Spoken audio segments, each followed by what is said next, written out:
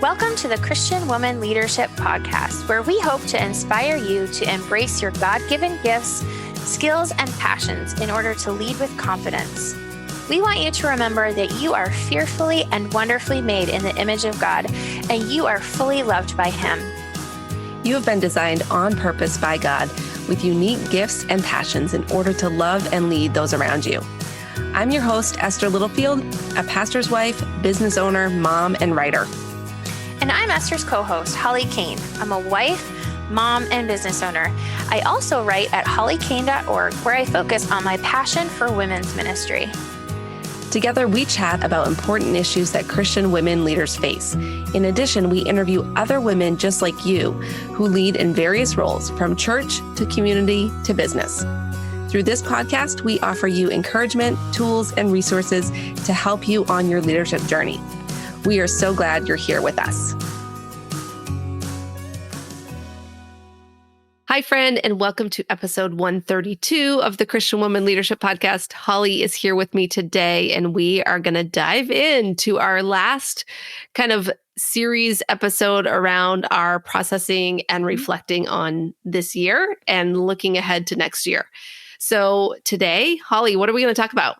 We are going to talk about goals and plans and dreams. So we talked with Sandy about that. And I think of all the things we talked about, I don't know, this may be one of the harder things. I know relationships and stuff was hard, but I don't know. It's going to be interesting. We'll see. And just full disclosure, we are recording 2 episodes today. So we're on our second episode and hopefully we're going to power through and do this. You may hear my dog because she has now decided to be awake during this time. So we'll see. Yeah. Mine woke up too, but now he won't be snoring. So that's okay. Good.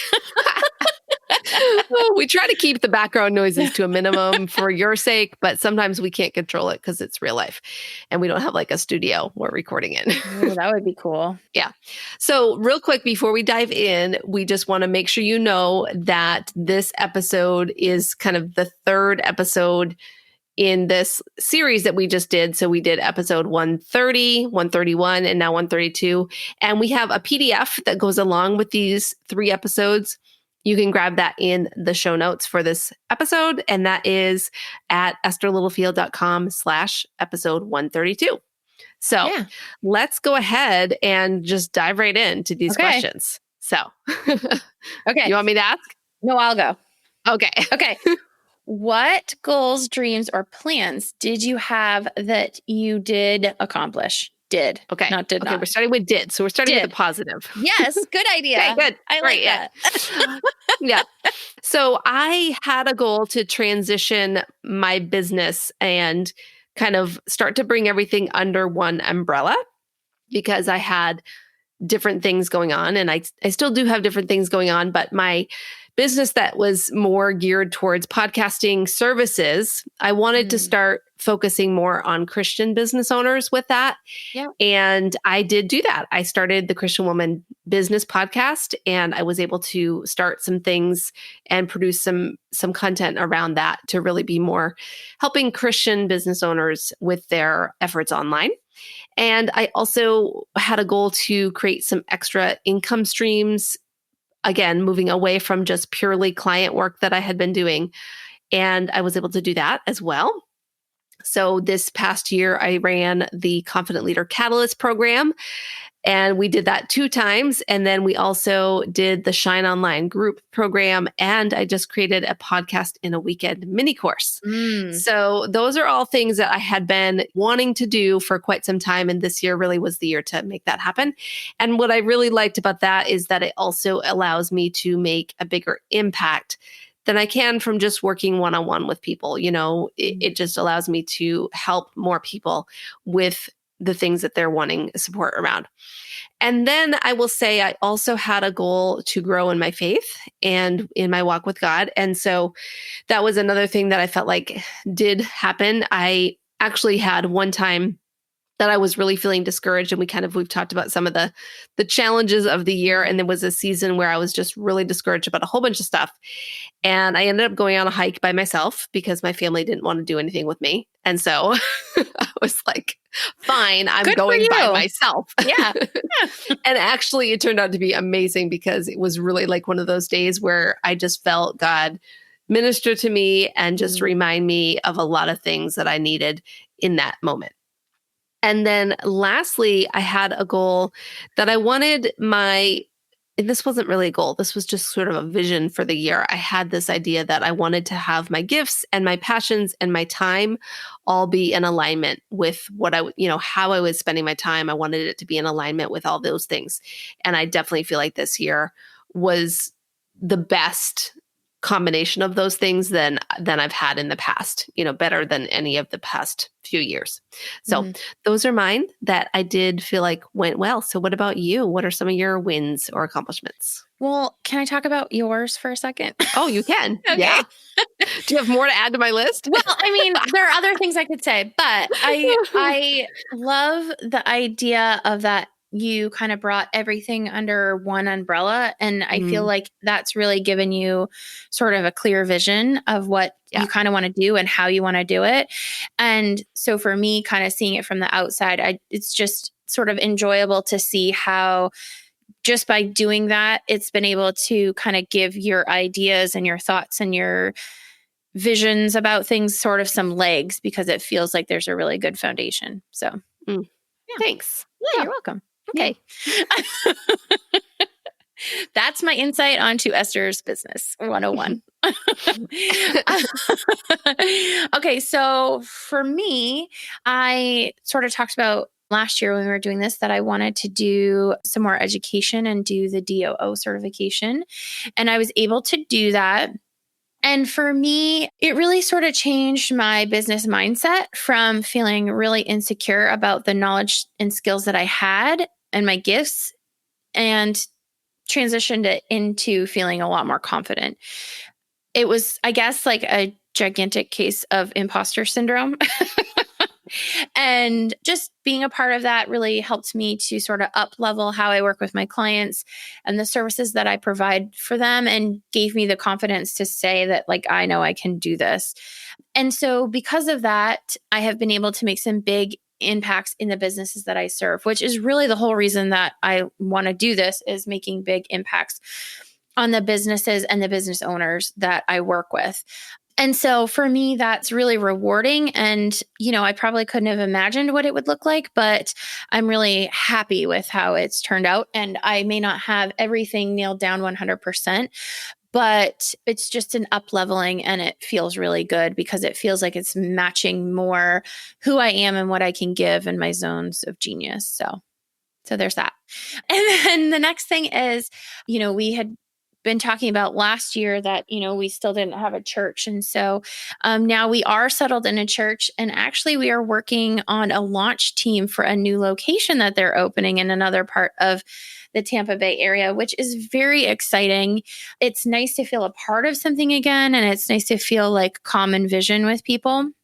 And I can really feel that God is working there. And we're excited to join him in what he's doing. And it's so nice to be able to go to a church function and be able to say hi to people that we know. Yeah. That's such a big win. I'm so happy for you guys that you have, because I know that was definitely a sticking point for a long time that you felt unsettled. Yeah. I hate that I am still talking about it in the fact that, we're still on this, but, sometimes things take longer than we think. Yeah. And this was one of those things. And I was extremely impatient about it. And I was vocal about it. And so now I need to be vocal about the fact that, we are in a good place and God is working in those areas. And even though I was impatient, like he was working when I wasn't paying attention or when I was focused on other things. And I'm just really grateful for it. And then the last thing is that my mom moved in with us. And so last year I was filled with like a lot of uncertainty regarding her situation. And I wouldn't necessarily say that it was like a goal or a dream, but I definitely had kind of a wish or a vision that she would be settled. And I didn't know what that looked like. And I didn't know how it would all pan out. But we did a lot of work to get where we are now. And it's not, and I don't like that sounds like drudgery, but what I mean is like getting my mom moved out and getting rid of 30 to 40 years worth of stuff and figuring out what's okay to get rid of in sort of a year of grief is really difficult. And we did a lot of hard things. She did a really lot of hard things. And so now it's nice that, and we still have a long ways to go as far as, I'm an adult and I'm married and I have a family, and now my mom is living with us. So we have that to kind of figure out. But when I look back at all the things that we have accomplished, like we have really done a lot of work. And now that I think about it, I'm a little tired. So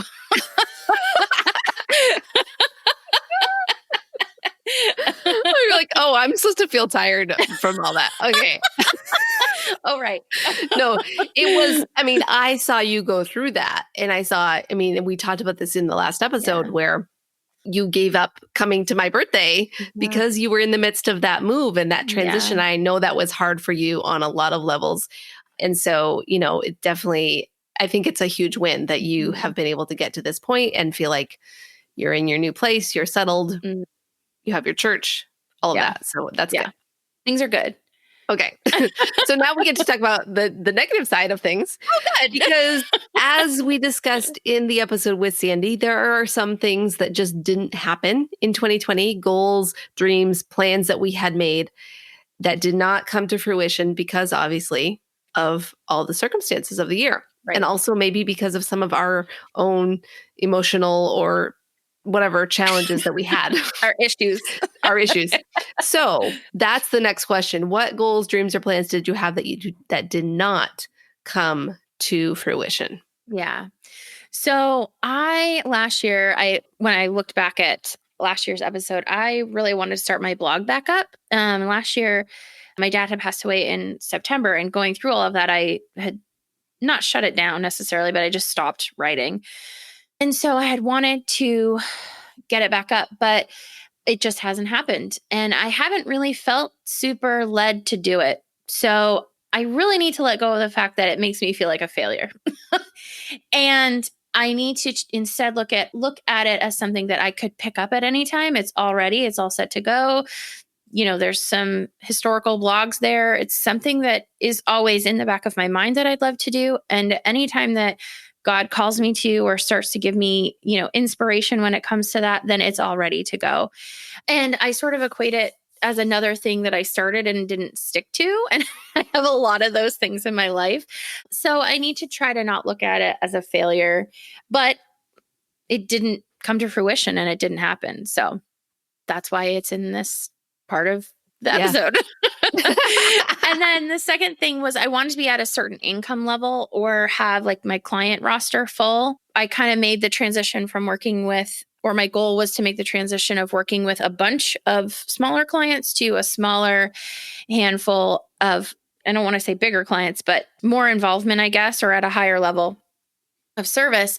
And that didn't happen. But through talking to a business mentor, I had to realize that I was focusing on the wrong things. Instead, I need to focus on my vision. And that has sort of freed me up really in just my headspace about it around that and any of the other opportunities that come my way. And so for me, I think that was important because, I have this specific goal in mind and I may not ever reach it, which is okay. But as far as my vision goes, I'm realizing some of the things that are part of that vision. And I don't necessarily need to get to the specific number to do some of those things. Yes, they may happen more slowly and yes, whatever, but that's okay because I'm able to actually see those things starting to happen, and having that really clarified vision has helped me figure out what opportunities to pursue and what not to pursue. So, yeah. Awesome. Yeah. Okay. So what about you? Okay. So I had my number one goal on my list was to finish my book proposal, find an agent, and start working on finding a book deal. Right? Yep. And none of that happened. I did not finish the book proposal. I did not find an agent. I did not get a book deal. So that's one. Another one is we had a family goal that we actually made when we went to Florida back in January. We were there and we kind of had like some family goal planning that we did, which of course was because I wanted to do that. And one of the goals was that we wanted to have people over more often. So we had decided we were going to start having people over a couple times a month. Right. And then COVID happened. So it was like we got back from Florida and then, I had a couple trips. And so it really wasn't practical to really start doing that until I got back from that second trip. And then that was when everything shut down. So yeah, we didn't get that done. And then I also had this idea and goal of being more intentional about building relationships with women in ministry, like that were kind of in a similar place as me. Because I don't have a lot of close friends like in that sort of arena. Yeah. And so I was like, I know a few people and I was thinking about trying to reach out and do something. And again, didn't happen. Partly, I think, because of just everything, obviously, with the pandemic, but then also just trying to stay afloat with everyday life. Like even just those efforts to go above and beyond, like we were talking about last time, even just with my own already friends, I guess starting new relationships felt even more challenging. Yeah. So that was me. Yeah. Those are the things that didn't happen. Okay. Back to the positive. Okay. So what wins did you experience that were unexpected? Okay. So I think, and I want to just say something about this because I think the reason we ask these questions is sometimes when we get to the end of the year, I think we just go straight into planning for 2021, right? Or for the next year, we just go right into what do I want to get done in the next year? We're kind of done with this year. We don't want to think about it. And I think we do ourselves a disservice because we don't actually recognize the things that did happen that were good in the year. And sometimes we just focus on the negative and then we want to move past that. So we just start planning for the future. But I think it's important to recognize, there were some actual things that happened that you didn't even plan for, but they were good. So I just wanted to give that disclaimer. Okay. So in that vein, I was invited to speak at a few like virtual online events that I didn't pursue. I didn't go after. They actually reached out to me. So that was kind of cool. I did go on a trip to Arizona, and that's not really like a win, but it was a really fun experience that I had where my sister was able to come. I went to a business mastermind. It was a small event. So if you're worried, don't worry. We did safety precautions, all that. But really, it was fun to be able to spend time with my sister and do a lot of hiking and things. And it was just like a very encouraging time of being together with her. And then most recently, a win that I had was I was in a program this fall as I was getting ready to produce and create my mini course, Podcast in a Weekend. And I actually was chosen to be one of the top 5 participants in that group and had my course shared out with the audience of the people who ran the program. And so that was like a pretty fun thing that I was excited about. That wasn't totally expected. I wouldn't have anticipated that at the beginning of the year. So how about you? What are some of the wins that you experienced that you didn't plan for? Well, first, I just want to say, congratulations. I know I said it on Facebook and stuff, but I'm always so proud of you. And I'm always like, I know her. She's my friend. But I don't actually say those words. So you're hearing it here first, people. I know her and she's my friend. So I'm awesome by extension. So that's right. You are awesome. But not by extension, just by being yourself. Well, thank you. Okay. So I also did get asked to speak at a conference, which is coming up this January. And so that's exciting because I feel like it's so stupid to say this, but I feel like because we have this podcast, it feels stupid to say this, but to some extent, I feel like, people don't necessarily want to know what I have to say or, which is so weird. But anyway. I feel like they would have stopped listening if they didn't want to hear what you had to say. Again, with the stuff we say to ourselves. No more imposter syndrome. I know, right? Okay. I'm done with it, right? right now. So anyway, it was exciting, and I'm very excited to chat about that. I'm going to be talking about how you figure out the need in your area and who the person is that you serve. So I'm very excited about that. And this one is a little weird for me to say, but that's okay, because it was expected, but we were able to go to Maine for the summer, which we try to do every year. But once COVID hit, we didn't know how that was going to happen or if it was going to be able to happen. And so from that perspective, it was unexpected that it all worked out. So I know that's a little strange, but and for us, that's really important. I don't know how many more summers we're going to be able to do that.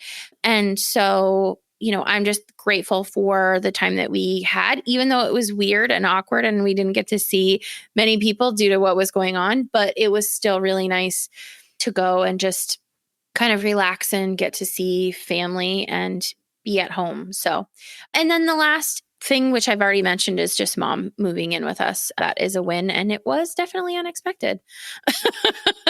Yeah, for sure. Okay, so we've talked about what was unexpected. Let's talk about our lessons that we've learned this year. Oh, good. All right, so let's first talk about the lessons we've learned from some of the things that we did not accomplish, i.e., we could say failures, but we might just say things that didn't happen. Right. What are some of the lessons you learned in those situations? Yeah, so I have to learn the same lesson 100 times. So hopefully you're like me. Same. Because I've learned these lessons before, but I have to keep learning them. So I need to trust God's timing. And I need to trust that he's always good, even when I feel like I don't understand what's going on. I don't understand his timing. I don't feel like I can see him working. I need to just trust him. I don't know when I'm going to learn that, but that's okay. I'm going to keep trying to do it, and I'm going to keep figuring out how to trust him more. Yeah. So I think that's an ongoing thing. The human Christian relationship synthesized down into one sentence. Yeah. Yeah. And sort of along those lines, I need to hold my business with an open hand and continually give it back over to God. And it always works out so much better when I invite him to be a part of it. And, not try to do every little thing my own way, but to just say, this business is for you. And if I can just give it over to him and follow where he's leading me, then it's always so much better than me trying to contrive things. And so it's one of those things that I have to keep giving over, and I have to keep giving up control. And I'm not good at leaving it there. So that's that. Okay. What about you? Yeah. So, basically ditto. I think for me, the two big things for this year have been just letting go of my own timeline for things, because, I have in my mind this image of what's going to happen. And then God's like, that was funny. And, it's not going to happen that way. And so going along with that, the second part of that lesson is being at peace with where God has me right now. And, realizing that maybe I wasn't ready for something, or I didn't have the things that I needed to have at that time for that thing. That's good. Or just that, life, I think we said this with Sandy, but it's not a sprint, it's a marathon. So we don't have to do everything in 1 year. We don't have to do everything in 5 years. We have this whole lifetime. So, obviously not everybody knows when they're going to be gone, but I just mean not to be super morbid. We have the time that God has given us, and no more, no extra, right. Yeah, no less. Right. Yeah. But I feel like I had a very clear goal in my head about the whole book thing. Yeah. And I think I've just gotten to the point where I'm realizing okay, I do think it will happen, but I'm okay with it not being at this exact moment. Right. I'm okay with, even though I didn't get those things done, I could be beating myself up, but I'd rather say, maybe there's a reason. Maybe God still had something to teach me. Maybe I still need to work through the concepts. Maybe I needed other priorities to take place this year, and that's okay. So yeah, those are my things. Yeah. Yeah. Okay. So what lessons did you learn from your wins, whether they were planned or unexpected? So for me, I think that goes against my personality, but sometimes you just have to take a risk and do Oh, stuff. yes. Mm-hmm. Just like you just have to step out and do things, even when you're not sure if things are going to pan out. So I kind of had this like concept at the beginning of the year, and I actually wrote this down. I said, go all in, bet on yourself, take the risk that feels the most scary. And I like that. so I don't know, maybe God was preparing me at that time for the fact that this year was going to be a year that we needed to take, that I would have to take some risks, because when I launched the Confident Leader Catalyst in the spring, it was like the worst time to like say, hey, I'm going to do this group program and you guys want to join me. Right. Because nobody really knew what was happening. And I had so many women who did end up coming in and joining and saying, thank you for doing it at this time, because I needed this right now. I needed to be a part of this during this season. And it was a good feeling to recognize that I was just trusting God for the outcome. I was trying to let go of what would actually happen and just say, I feel like you're asking me to do this. I'm going to take the risk and I'm going to do it. So that was the one lesson. And then the other lesson I learned is that when you consistently show up and you continue to share a message and you do what you believe God is asking you to do, and you're faithful in those things, that it will pay off. Like things will happen. You have to, like you said, hold it with an open hand and don't try to force it to happen. But God will bring opportunities and people will reach out to you for certain things if you are showing up consistently and not giving up in the first, 6 months when no one's listening to you. Right. So, yeah, those are my lessons. What about you? So for me, I mean, I feel like, yes, ditto to everything that you said.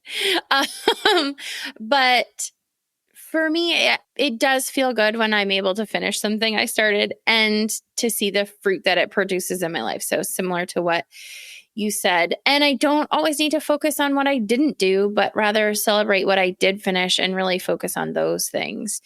So kind of like the more positive reinforcement, like, hey, good job, and really revel and enjoy those things rather than just beat myself up for the other stuff. So, and I've already said this, so I'm not going to say much more than this, but even in the things that were wins or unplanned or planned, God is working even when we don't see it. And so I think for me, through everything, the good and the bad, I needed to remember that and learn that. And then the last one was sometimes our wins cause us to have a new level of work or responsibility put on us, and we need to be willing to say yes to that. And I think for some of us, we strive for certain things and we don't take into account what they're going to cost us when we actually get them. And so when you are thinking about the things that you want to do or the new levels of responsibility or maybe the leadership role, don't forget to measure the cost as well, because that can be surprising. You get a new role or something and it takes time out of other priorities that you had or whatnot, whatever that looks like.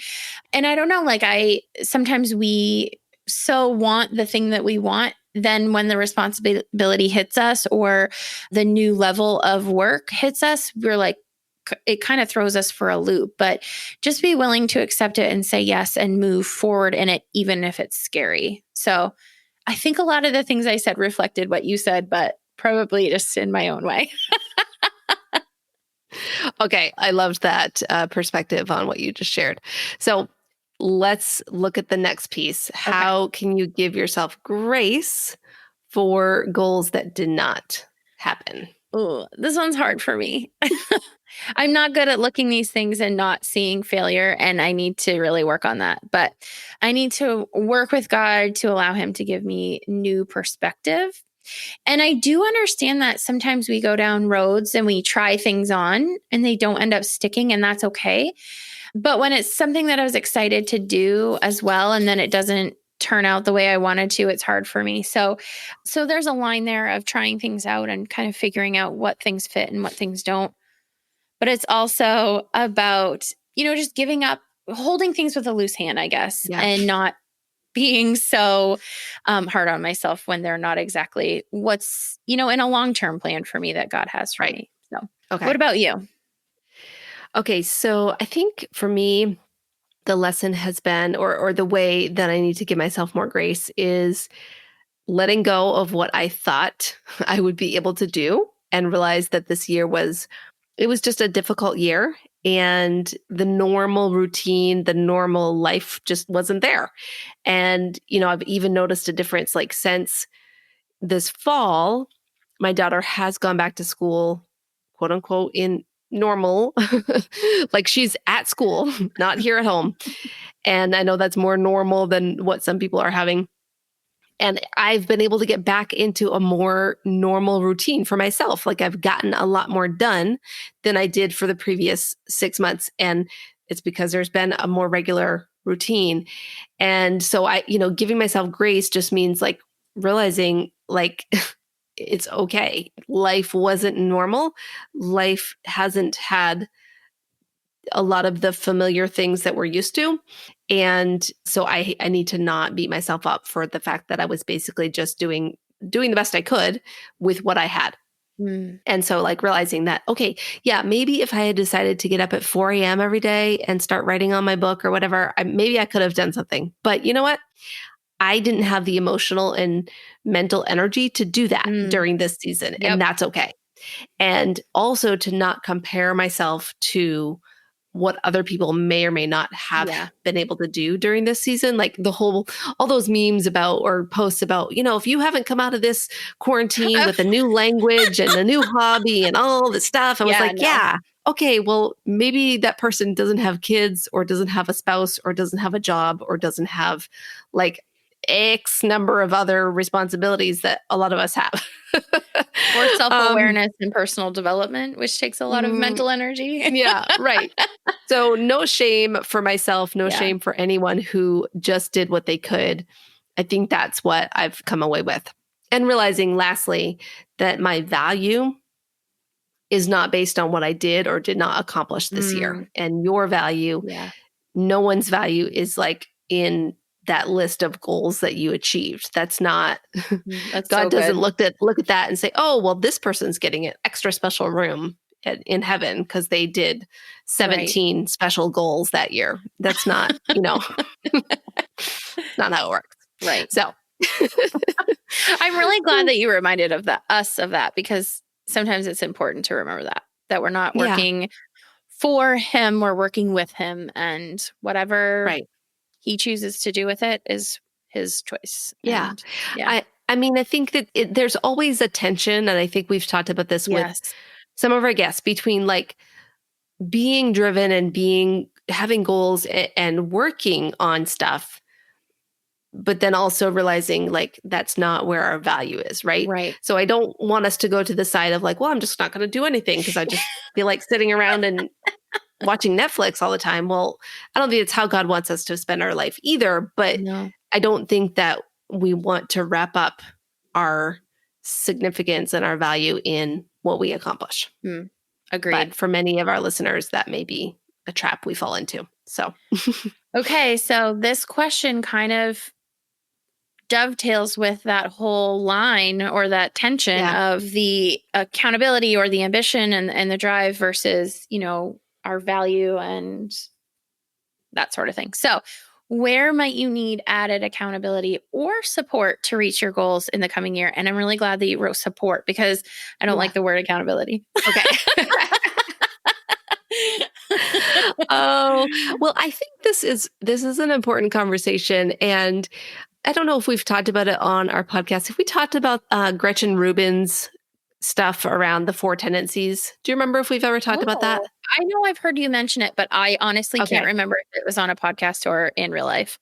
Well, it's kind of a debated thing, and I'm still sort of in a place where I don't know if I fully agree with all of her tenets on that particular personality. Is this a book I'm going to have to read? There is a book. Is there a personality test? Oh, there's a test. You can take all of it.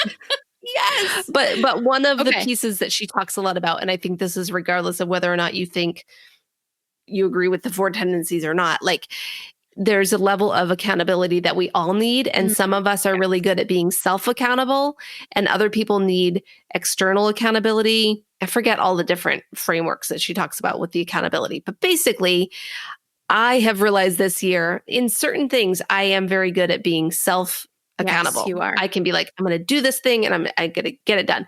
But I also recognize that there's great value when I am doing something or working towards a goal with a group. So like that whole thing with the program I was in for getting the podcast in a weekend course done, like there was this whole group of other people all in it together. We were all working for a certain deadline. And, it was very motivating for me to have that kind of camaraderie support at the same time. And so on the flip side of that, I had planned on this year doing my apologetics certificate. So I had gotten this program. I wanted to go through and do the apologetics certificate.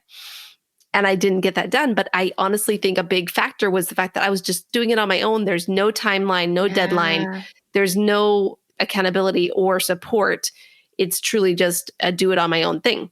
And so for me, I recognize I need to somehow find a way to build in some support or accountability to do that if I want to get it done. Like I need to not just let it be like an optional thing that I'm just letting sit out there. So yeah, that's for me. What about for you?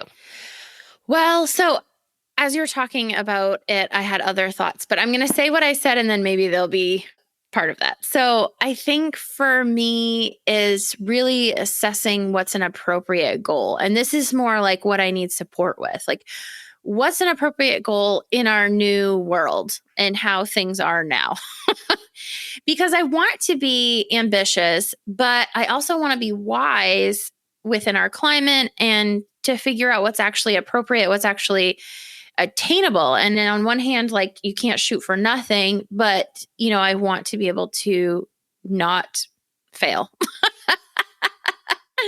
Or like when you talk about SMART goals, like it needs to be attainable, right? So I think for me, just having support in figuring out what makes sense and what is too big, because I think sometimes when you're so close to it, it's hard to find that line and you need someone else to stop you and say, but what about all the other stuff that you have in your plate? How are you actually going to do that?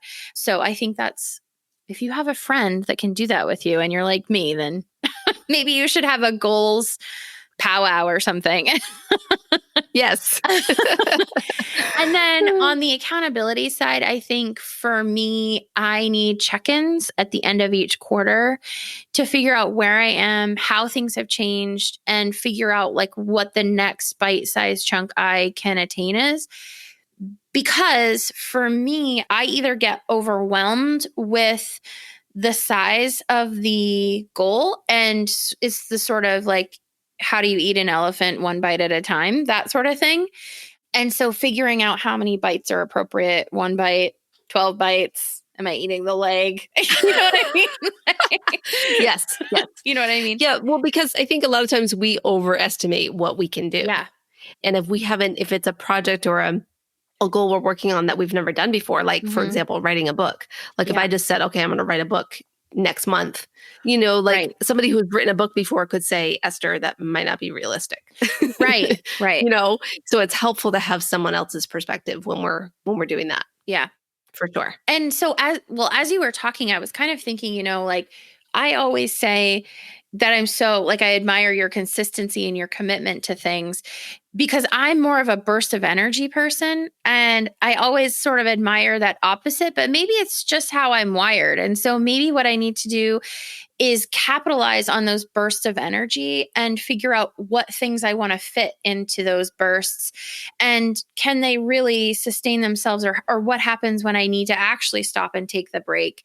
Because I have found that like there are some things, like there was a course that I got a couple years ago and there were people who buy that course and it's not cheap. They are spending thousands of dollars on this and then they just never finish it. And so for me, I was like, I'm getting this done. I think it was by the end of the year and my dad happened to pass away in the middle of it. Like, yeah, but for me, I was like, I'm getting this done. I have this burst of energy and I have this momentum. And so for me, maybe I just need to figure out how to work with that and capitalize on that and just go with the momentum and then be okay with the fact that I just work in spurts. Yeah. I don't know. Yeah. I'm having that realization right now as we talk. Yeah. No, I love that. I think that reminds me of the episode we did way back. I'll try to link it up in the show notes, but with Jill McCormick, we talked about how your personality affects your goal setting. Oh, that's right. And so that's sort of a factor. I mean, we're talking about goal setting, but I think also to be aware of how you actually operate in accomplishing your goals. I think that you need to take that into consideration when you're planning the year. And actually, I've had some things that I've recognized over the past couple of years of the things I've been doing that, like, there are certain types of projects and work I don't want to do. And so I need to work on eliminating those from my life and moving into things that I will thrive with, you know? So I think that's super helpful. So awesome. Okay. So that is actually the last question out of all of this. This is the end of our third episode reflecting on these questions that we talked about with Sandy. And I don't know, we feel like we're very vulnerable. I feel like we said, I think I had a lot of light bulb moments. Well, and I think the other thing I realized just here at the end was like, we didn't actually say anything about next year and what our goals are or anything. So we might have to do something else around that. I don't know. Maybe we'll talk about it in our Facebook group. Do you have your goals written for next year? I don't have my goals written, but I have been doing a lot of thinking and reflecting and planning. For more business wise, but I do want to spend some time more on personal stuff too.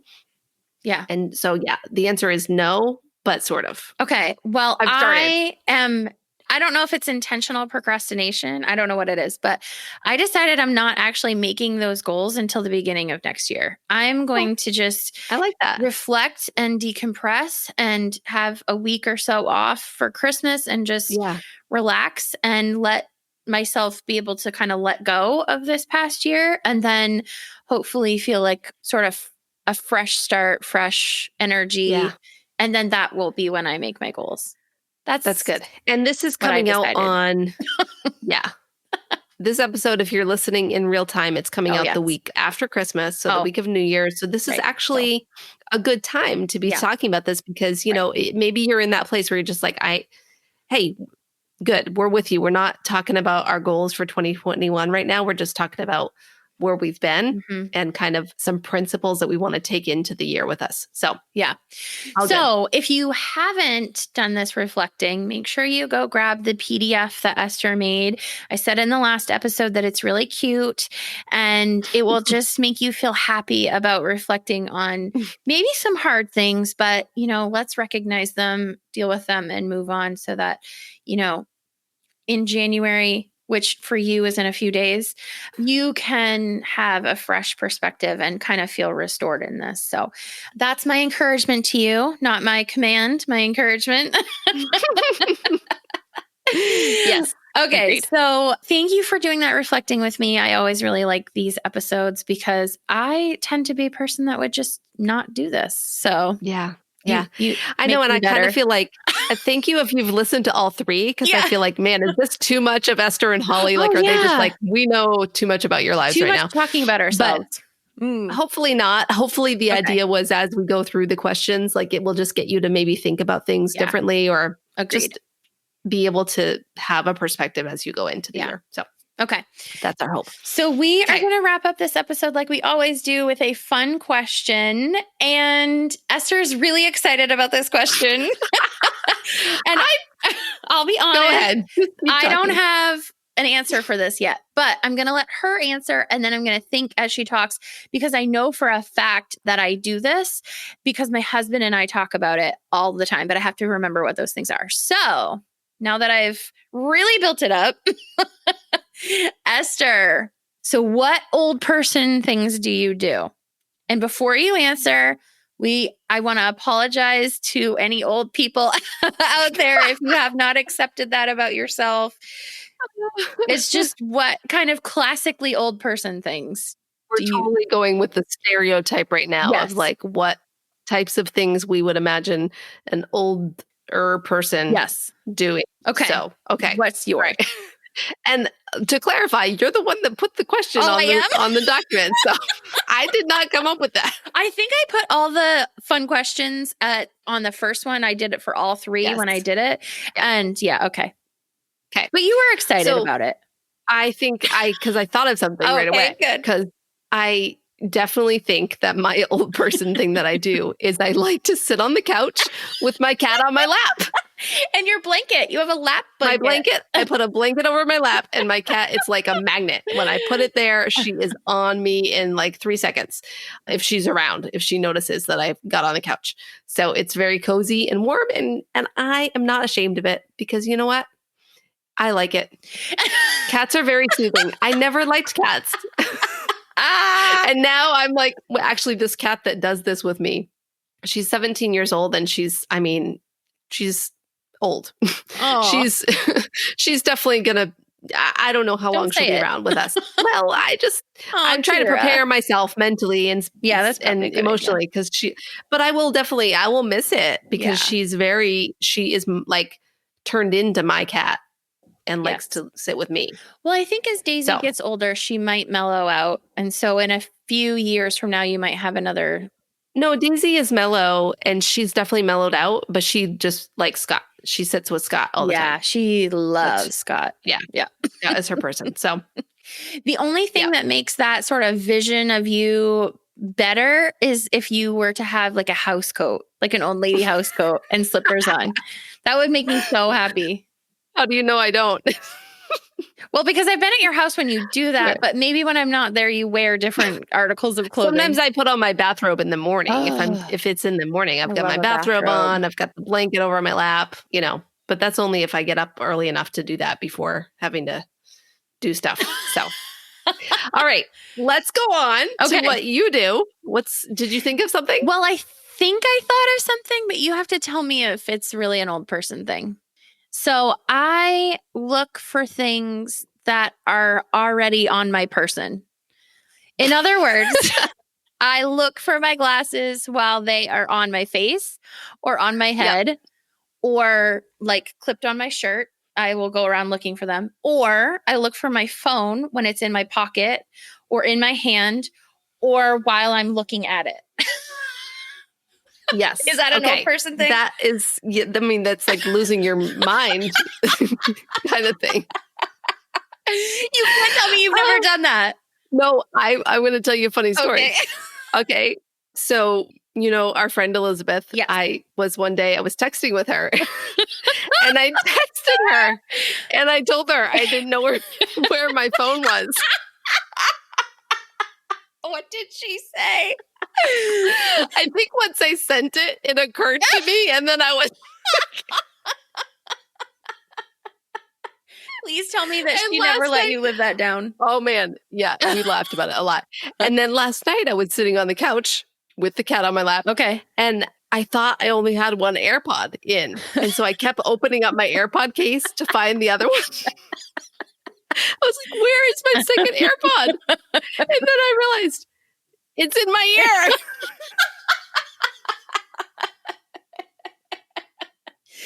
Okay, I have a question. You know how we are like super sticklers for like road rules? Is that an old person thing? Do you think? I don't. Or do you think that's a personality thing? I think that's a personality thing. Well, because there's a lot of because older don't people you that are like? not. Can't you imagine like the curmudgeon person being like, "You're a bad parker, you're a bad driver," blah blah blah. Yeah. No, I don't know. I feel like it's definitely more of a personality thing. Okay, on the road thing. Okay, I feel that's my perspective, but I could be wrong. Do you find that the older you get, the more comfortable shoes you buy? Not necessarily for style. I need to know if it's just me. I have never been a super fashionable person. That's not true. It kind of is. I don't know. I mean, I like to look like I know fashion, but I don't actually know it. So I'm always like, what shoes? I don't even know what shoes to wear with this outfit. I can never figure out what shoes look good. Oh, well, you always look nice. I just, anyway. But yeah, I'm like, a sneaker person. I mean, I do try to wear nicer shoes for certain occasions, but around the house, I wear Crocs. And when I go out, most of the time it's boots in the winter or sneakers in the summer or sandals. I definitely am a flip-flop sandal person. Yeah. I think when you just get to the point where you really just shop for comfort, that's when you kind of know. Yeah. You're there. Yeah. And only comfort. Like, I understand that fashionable things can be comfortable. I get that. But when it's like, I don't care how this looks. Well, like when I went to Arizona, I was like, I want sneakers for hiking. I want sandals for walking around town. Like, that's it. Yeah, like, I don't need some other kind of fancy shoe, even if I am going to go out to dinner. Oh, well. You didn't bring a fancy shoe for dinner? I don't think so. Oh my gosh. I think I still would have. We hardly went to any restaurants. Oh, well, that's probably you know what I mean? part like, of it too. You wouldn't have been going out to, okay. We didn't really, so. All right. Yeah. Well, okay. Okay. Well, thank you for being with us. As we close out this year, thank you for being with us in 2020 through all the ups and downs of this year. And we are excited for the next year, what's going to come. And we have some really fun ideas for the podcast for the coming year. So just be sure to stick around, be subscribed, and we'll talk to you then. Yeah. Bye. Bye. Thanks for joining us on the Christian Women Leadership Podcast. If you enjoyed this conversation, come and join us in our private Facebook community. We would love to get to know you better so that we can make sure the podcast is providing what you need. Plus, you can share your questions and ideas, and you'll be surrounded by incredible Christian women leaders. To join the group, visit estherlittlefield.com/group. Now, don't forget, your leadership matters, and it's time for you to embrace your gifts and lead with confidence.